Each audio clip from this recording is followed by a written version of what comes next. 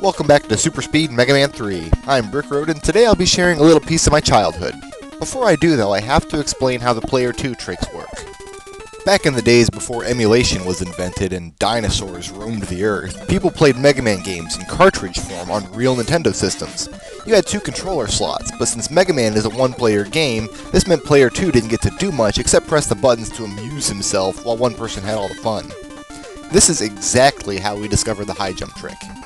Here's how it works. Get a buddy to hold down the right arrow button on the second controller, and Mega Man gains the ability to jump incredibly high. We're talking monster high here, higher even than you can get using Rush Coil. And of course, if you can't find a buddy, or he can't be trusted to not screw with you, you can use a rubber band or a heavy book instead. In addition to crazy jumps though, this lets Mega Man survive bottomless pits.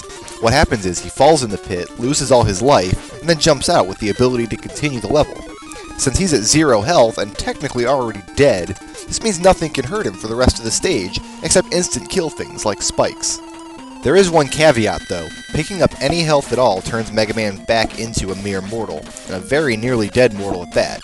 So what does this have to do with Sparkland 2.0? Right after Zombie Metal Man is an unskippable energy ball! This frustrated us as kids because since obviously the game was impossible without the immortality trick, we had to kill Zombie Metal Man, get the energy, kill ourselves on the spike, start the level over, kill Zombie Metal Man again, and then the energy would be gone and we could finish the stage. Whew. In this hallway, I'm demonstrating yet another cool trick. I'm making these electric walls vanish, much like I did the bees back in Hardman's level. You do this by aligning the screen so the walls change direction on the very last visible tile. Quite a bit easier than dodging them in the conventional way, especially considering the wacky stage layout and the constant bombardment of evil lugnuts. We're now coming up on Zombie Quickman.